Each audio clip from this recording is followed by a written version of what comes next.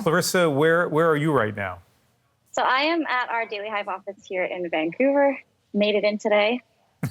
And Erin, what about you? I'm at my home in beautiful Prince Edward County, Ontario. So Klaryssa, let's start with you. You chose to go back into the office actually in the middle of the pandemic. Why? I think having that people interaction is so important. Obviously, my role as people and culture, it's in the title. That social aspect, making relationships with the team members, especially when they were new, was so important. So I think it's something that you couldn't replicate and something that I personally thrive on with the social interaction. And from a COVID standpoint, were people nervous, a little unsure about being together in the office? Yeah, I know we surveyed the team to see what their comfort level was. We opened probably July 2020 and had quite a few people coming in. I think they were pretty excited. Masks were mandatory, obviously. But no, we had a pretty excited crew to come back to the office. We asked our Instagram audience if they were dreading going back into the office. We use that word dreading, and here's what they had to say. A 60-40 split there. 60% said they are indeed dreading the return, 40% not so much. Erin, your employees wanted to continue working from home, and you were quite happy with that plan. Why? Well, I never thought I'd be someone who loved remote work. But as the pandemic moved on, I actually had a daughter. And so having a baby at home, it's so much more convenient for me to be close to her and to be flexible. And we found the same with our team members. We also ran a survey and people said they wanted to come into the office 1 to 2 days a week. But when we actually opened the office, nobody went in.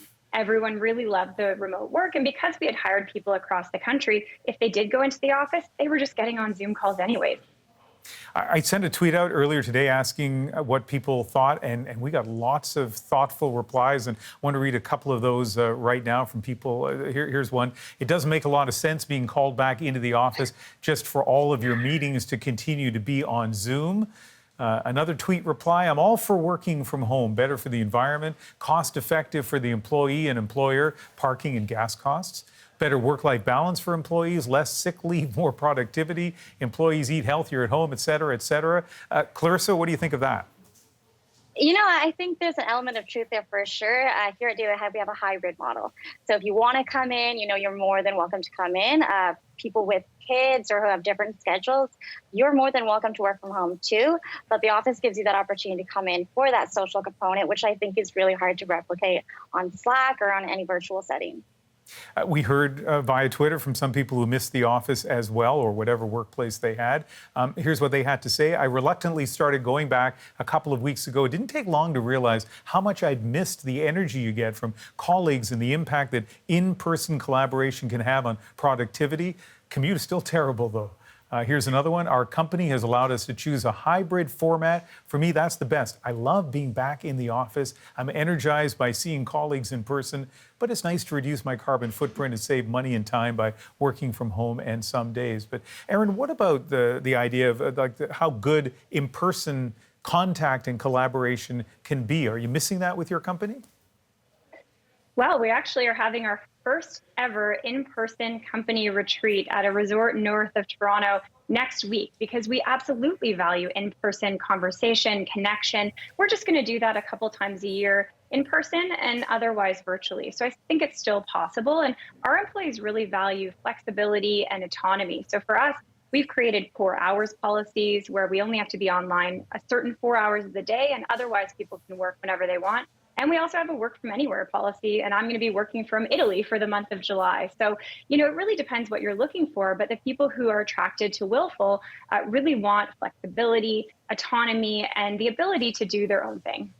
Now, is part of your ability to do that at your company because of the type of work that people do? Like they're helping people, I guess, with wills. Maybe they don't need to collaborate as much as you might have to, let's say, at a news organization? There's still a lot of collaboration that happens over Zoom and sometimes in person when we do things like retreats. But yeah, we have an online will platform. We don't have any physical reason to be in the office. And part of it is also the talent pool. We've hired employees from Sackville, New Brunswick to Vancouver. And for us, it's allowed us to have this really diverse pool of team members who bring different perspectives. And there is a lot of heads down work because we have engineers and other folks who aren't necessarily in meetings all the time. So I think it allows people who prefer that heads down flow time to get into that. And it, for the extroverts like me, I fill my cup from those online meetings, online virtual events, and next week when I see everyone in person. Klaryssa, 15 seconds for you to defend going into the office. What would you say? I think you can replicate what you're doing in the day-to-day at home. You can for sure do that. But the social interaction, that human connection, those relationships are very difficult, not impossible, but more difficult for sure to create on a virtual setting versus in the office. It's just something that you can't make that exact connection through Slack or Zoom. So it's definitely a lot of fun coming to the office and getting to know your coworkers on a personal basis.